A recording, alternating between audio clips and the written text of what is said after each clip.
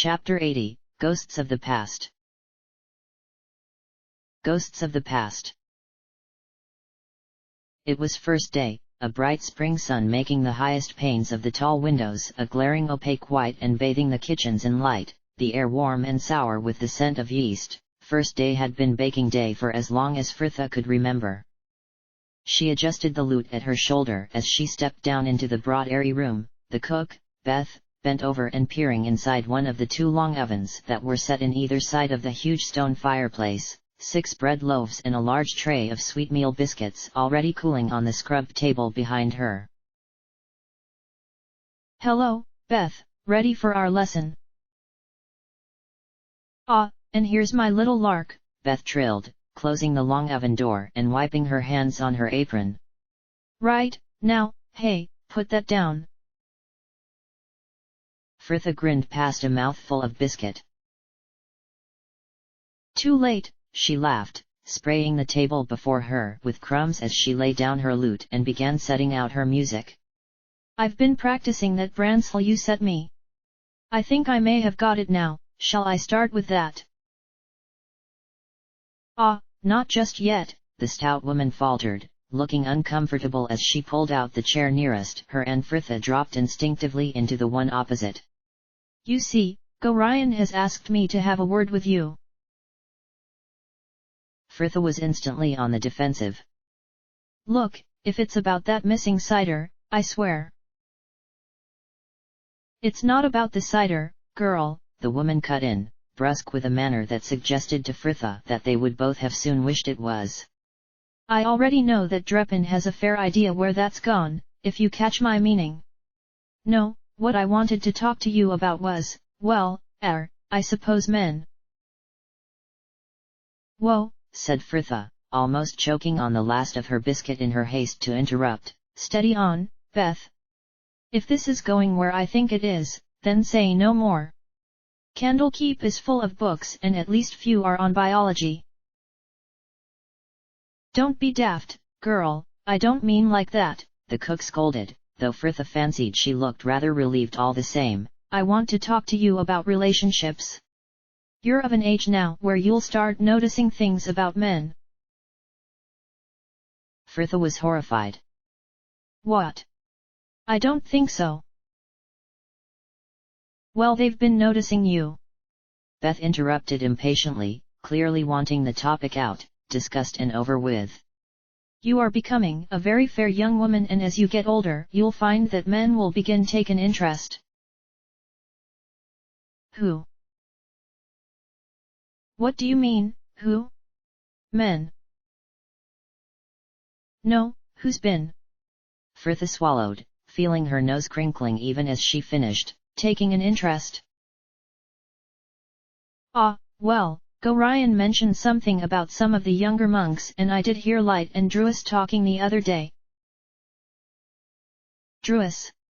Frithha cried, no less embarrassed than if the young lad hadn't just appeared with a rather wilted daffodil and told her himself. "I have sword practice with him. Oh, what can I do?" Beth looked utterly confounded. "Do? Enjoy it. I may not look it now, but I was fair once, not as pretty as you mind but pretty enough and there's not a lot a man won't do for a fair face and a nice smile, as long as you know how to use it." But Beth was not the only one who was bewildered, Frithha shaking her head. "I really don't understand, Beth. So, I look nice. So? What's the fuss about?"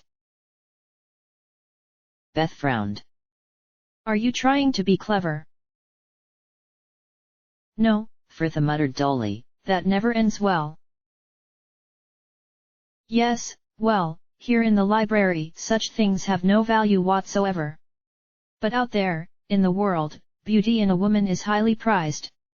There's many a bloke out there who's married a girl for that alone, if you catch my meaning." "You mean men would rather have a girl who's pretty even if she's thick?" confirmed Frithha, prospects for her suddenly looked bright. "But, what about having someone for company, conversation? She won't be pretty forever." Beth pursed her lips wisely.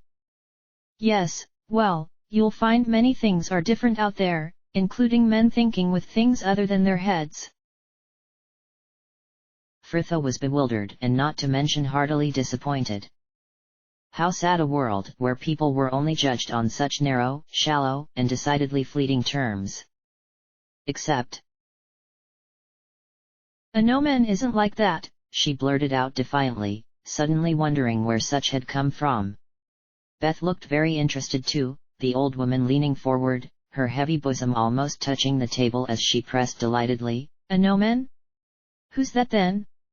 Why, Fritha, you never said you had a sweetheart. Is he one of the new guards? Or with that band of young acolytes that just arrived from the gate? Fritha shook her head, distracted, confused, something was not right. No, he's a knight, from But he likes me even though I'm a ballspawn. Something clicked, the girl gazing about her at the warm, familiar kitchens with new eyes. I'm not really here, am I? Beth seemed to fade into the background as a voice somewhere above echoed, Fritha? Come on, Fritha. Someone was saying her name, a hand at her shoulder gently shaking her from sleep. She opened her eyes, letting them focus on the grey face above her. It was Jahara. Fritha, it is time for our watch. Fritha nodded and stretched as best she could, her many layers twisted about her body as she had slept, the itchy heat of her eyes the only thing to hint at the earliness of the hour. Jahara had already left the tent they were sharing, the tent flap left open, the cold air against her face making her eyes water and the relative warmth of her blankets all the more appealing.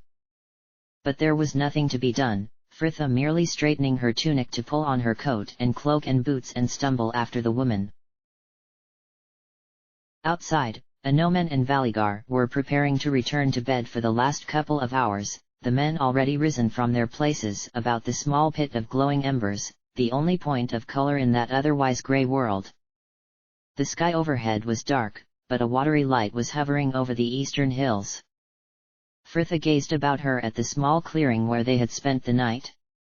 Everything looked so different in the twilight, she could have still been dreaming, the camp surrounded by a seemingly impenetrable wall of shadowy fir trees, their still verdant branches and scaly reddish bark drained of the color she usually found so heartening, while the stony ground beneath her feet glistened with the night's frost.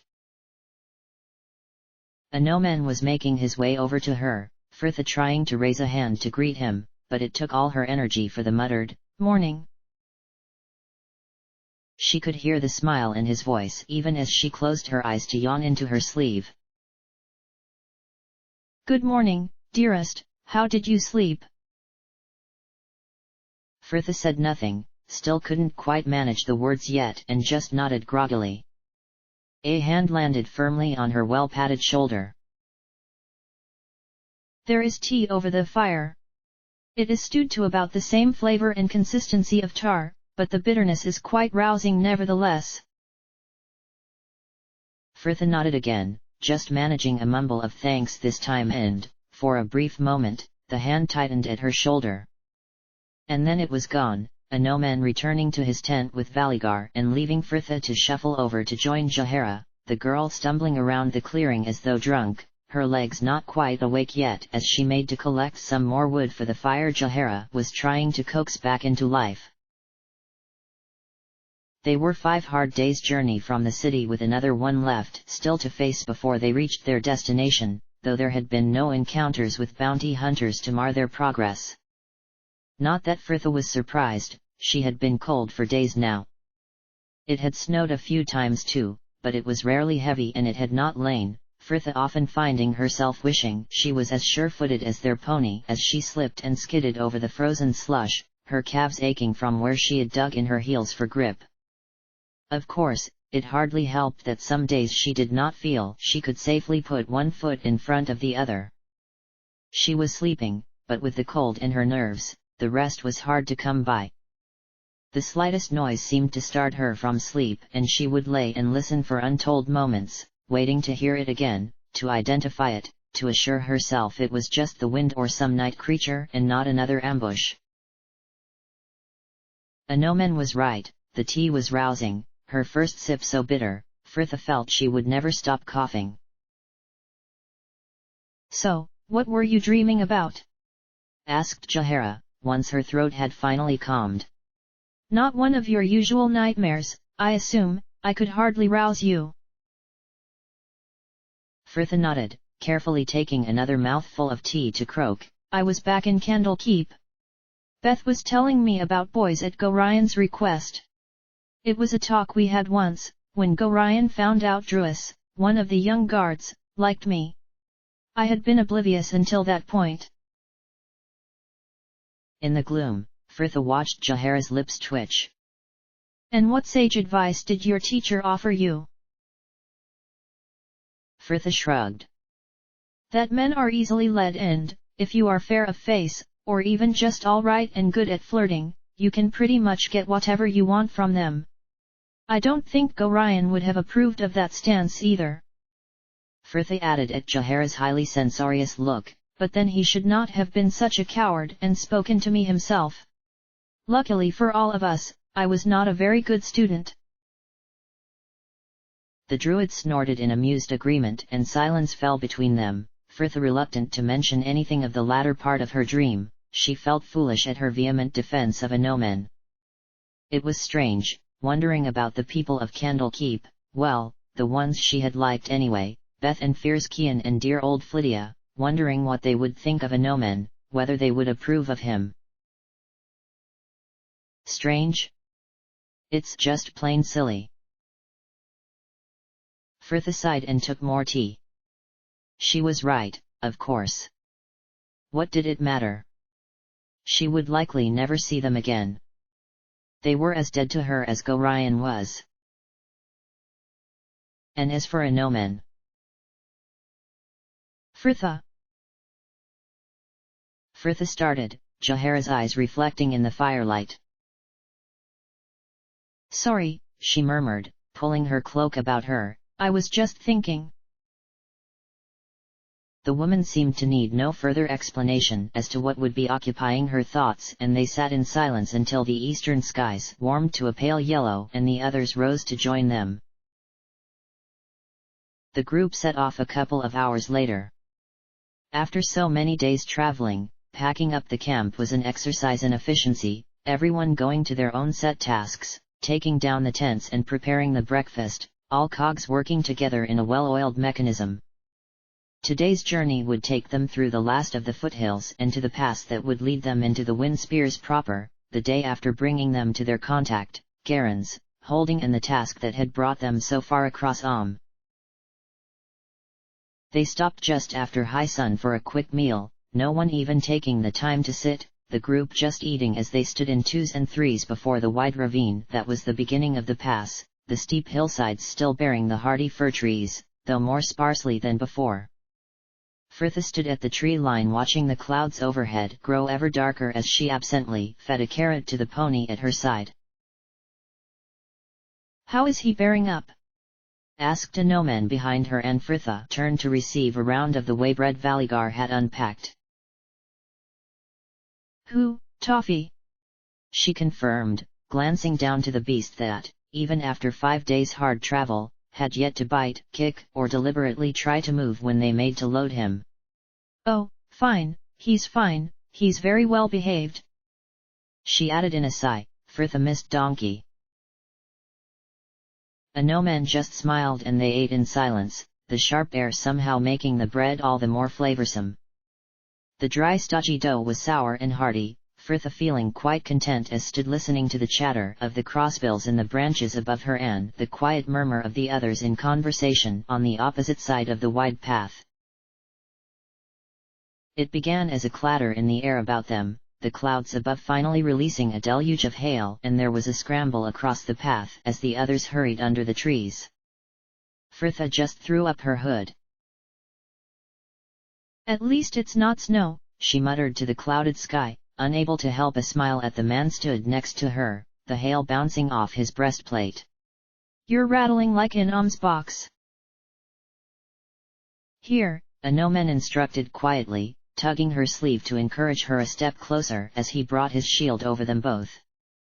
Fritha let her eyes drift over his shoulder, suddenly unable to look at him as the warmth in her stomach rushed up to her face, and she gazed up the wooded hillside next to them, the murky wall of trunks not quite hiding the stealthily approaching silhouettes. It was as though the icy breeze had taken a knife's edge, splitting cloak and cloak to just blow straight through to her soul. Anomen, drop your shield and fall back. Fritha barked, stepping back and pulling the pony with her as she shouted, Fall back, everyone, we're under attack. In an instant, arrows were nocked and swords drawn, Ares' hands crackling with the spell she was readying, all eyes trained on the forest's edge when Jahara suddenly leapt forward. Wait! Hold! It is Derman! Oh, Derman! The woman sighed, stepping up to greet the man as he and his fellows left the cover of the trees, about half a dozen of them gathering upon the path, the hail rattling on their armor. By Sylvanus, I have been so worried for you. I thought the Harpers had. Who are these with you? I do not recognize them. But the old man just shook his head. Ah, Jahara, I do not relish the task that brings me to you this day. Jahara recoiled a step. You have been sent by the Harpers? But you know what Galvary was like, how he was obsessed with meeting Fritha, we spoke of it often. Derman could not seem to meet her eye, though his voice remained firm. Jahara, I am sent today to issue a warning, but I come also as a friend. The Harpers more than any would see justice done here. Give yourself up, throw yourself upon their mercy. You have worked within their ranks for years and these deeds have not been forgotten. Come with me now, and I guarantee a fair trial for you and the girl both. Jahara's face twisted with an uncharacteristic sneer. So I should put my trust in Harper justice, should I? The same justice that Revian brought? They treated us as murderers without even hearing what we would say on the matter. Did you not speak to them, Derman? Could you not convince them? Convince them of what, Jahara? Derman cried, just as fraught. What do I know? Only that Galvary called your friend forward to be assessed, and now he and those with him are dead. Jahara, I know you had your doubts before, can you not even admit to the possibility that she has corrupted you without even your realization of it? No. Jahara was scarlet in her defiance, Derman looking no more likely to back down. How long before two old friends were brought to blows? She had been hiding behind Jahara in this too long. Fritha sighed. This must end. Derman nodded curtly. I agree, and soon, your actions, warranted or not, have already forced your friend to kill her fellows. Derman, how can you speak so? I speak naught but the truth, Jahara. Fritha glanced down to the pony at her side, his grey muzzle nibbling at the gloved fingers of her free hand, unaware of the danger as he searched for another carrot. Silly beast.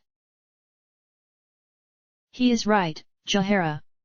Until we can prove Galvary was wrong in his assessment and tried to imprison me without cause, the Harpers will always look upon us as murderers.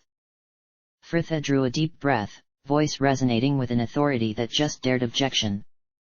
I offer the Harpers a deal, Derman, I will come and be judged, if they will help me retrieve Imoen. The Harpers' influence is far-reaching.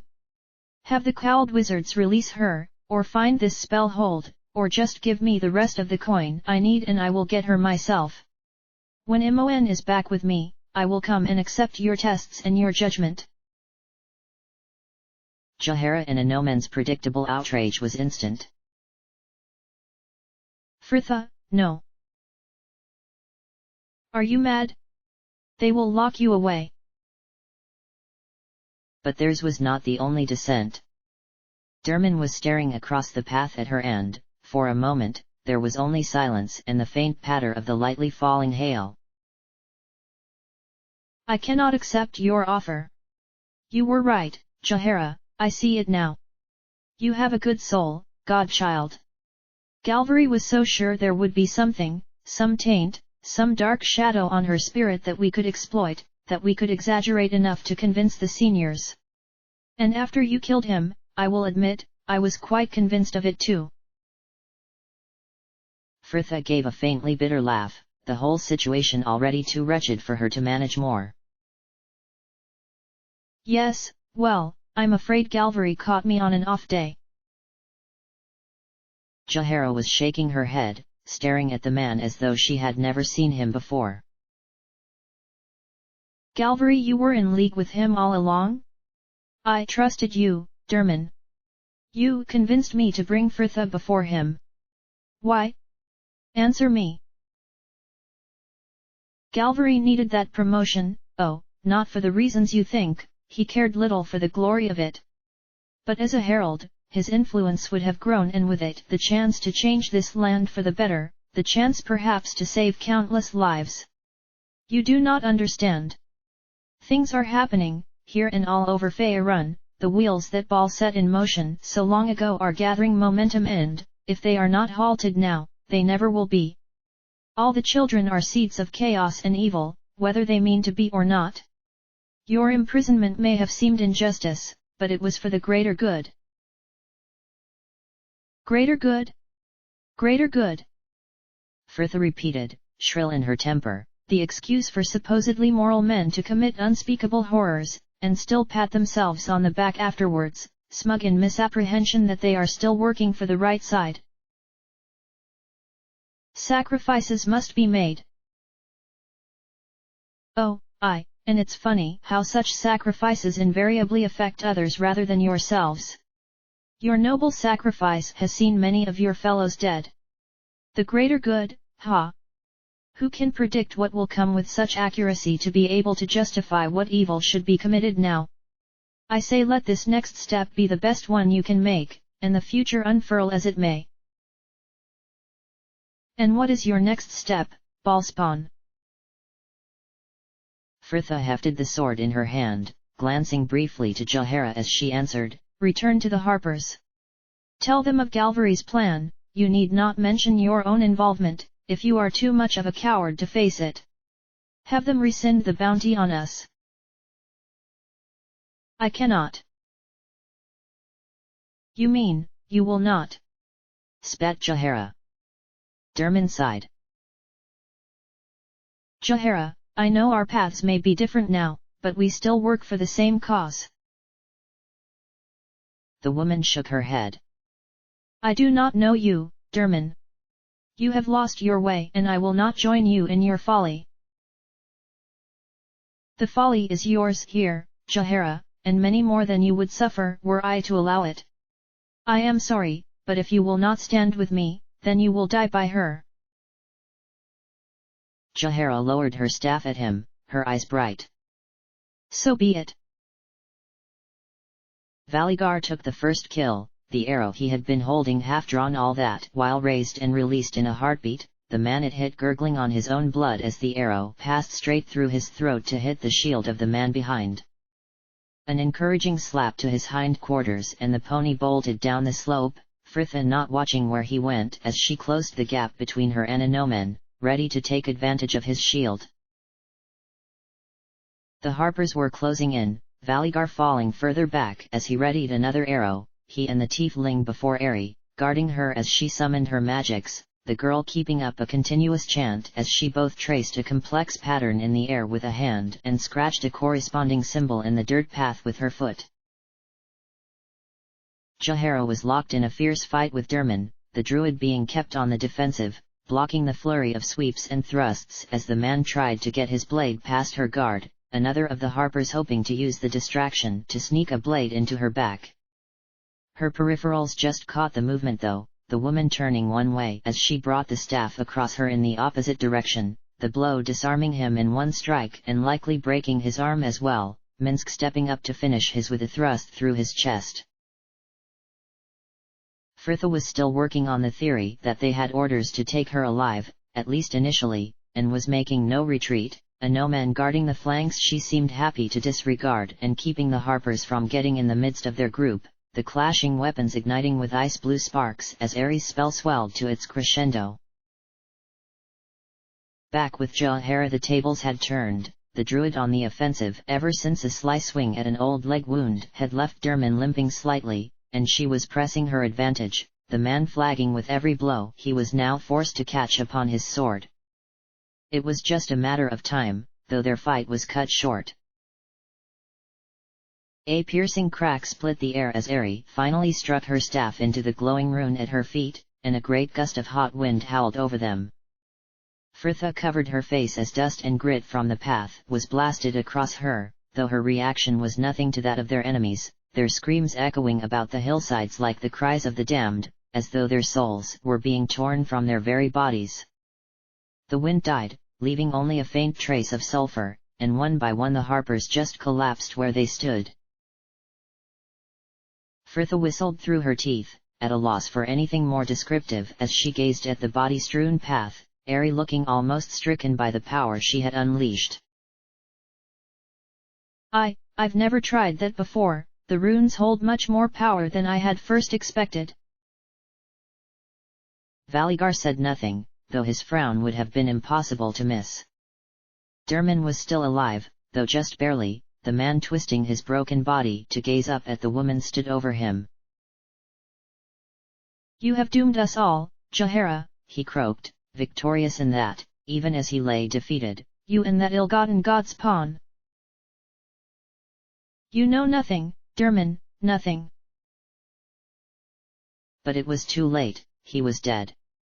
Jaehaera stood, staring down at his body like she wanted nothing more than to spit on it. All along. He was my friend, he first brought me into the Harpers, and all along he was working with Galvary. She glanced up, whirling to the girl next to her. Frithha, what he said. But Frithha knew by the injured look to her face what the woman would say, and she did not need to hear it. It's all right. We all say things to our friends, tell them of fears and doubts we would not usually admit. You stood by me when Revian came and you stood by me again now, that is enough for me. Jaehaera looked close to Tears, and there was really only one way to deal with that apparently. An offering to go with him in exchange for Imoen, foolish girl. After all that has been done to keep you from the Harpers. What were you thinking? Frithha just laughed weakly. So was Derman working for the Harpers then? Asked Ares. Were they really offering you a trial? Jaehaera shrugged, turning her back on the bodies, and she moved to collect her pack. Perhaps. If he brought us in where others failed, it would certainly look good enough to earn him the promotion Galvary so desired. Come, I will waste no more time on this. And with that, she shouldered her pack and set off, leaving them with little choice but to follow. Frithha sighed, tipping back her hood as a shaft of weak sunlight pierced the clouds above, the girl turning her back on the light as she called down the path for the pony.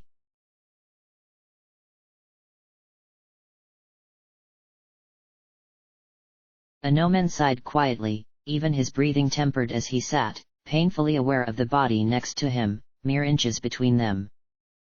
The knight flexed his foot with a wince, but made no further attempt to work the stiffness from the leg nearest her. Truth be told, his leg had gone to sleep an hour ago, but Frithha was dozing next to him and he did not want to risk moving and awakening her.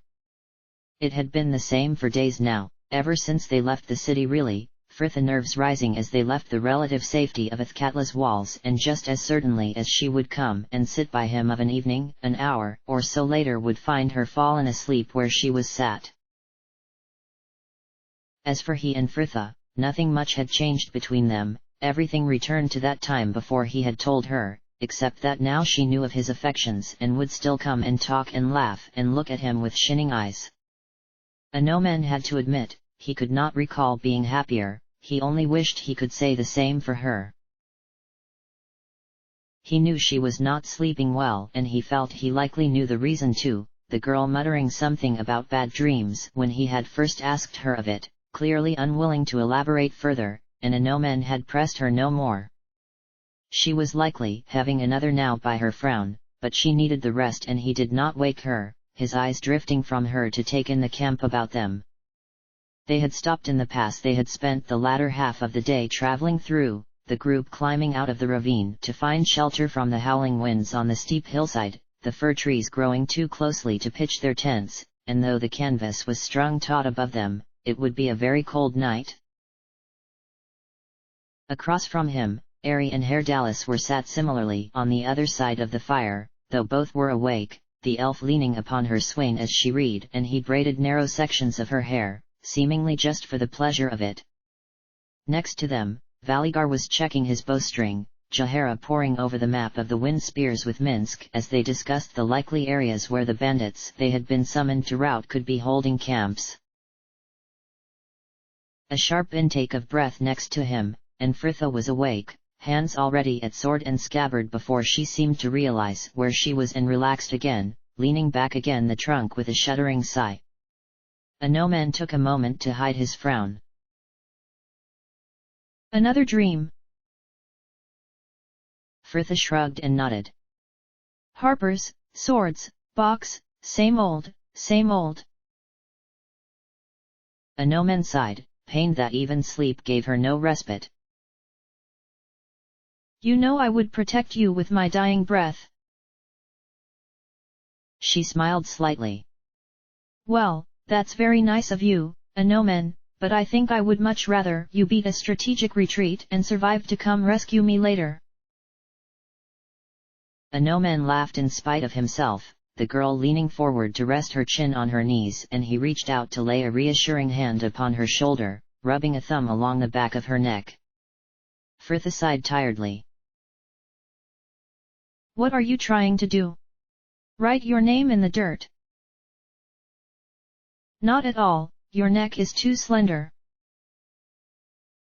Oh, but quite filthy enough, I suppose. She laughed into her knees, shaking her head. The cheek of it! Anomen smiled, about to reply though another cut him off, the man turning to see Jahara on her feet and looking at him expectantly. Anomen, could you come and look at this please? Minsk and I have found note of a fortification, though we are unsure as to the age of this map, it could be abandoned. Fritha nodded and smiled as he excused himself, watching him a moment, before another's approach pulled her attention away, Herr Dallas sending her a grin that could only mean mischief. So, the day ends, the ptarmigan calls away the hound and I finally get a chance to speak with you away from your hirsute suitor. Fritha made a shrill noise of disgust. Herr Dallas. He laughed, dropping to sit cross-legged next to her and drawing a deep sigh as he began casually, So, you are a ballspawn then, the mortal progeny of a dark dead god. Fritha nodded mildly, no more ruffled than he. Indeed, I am.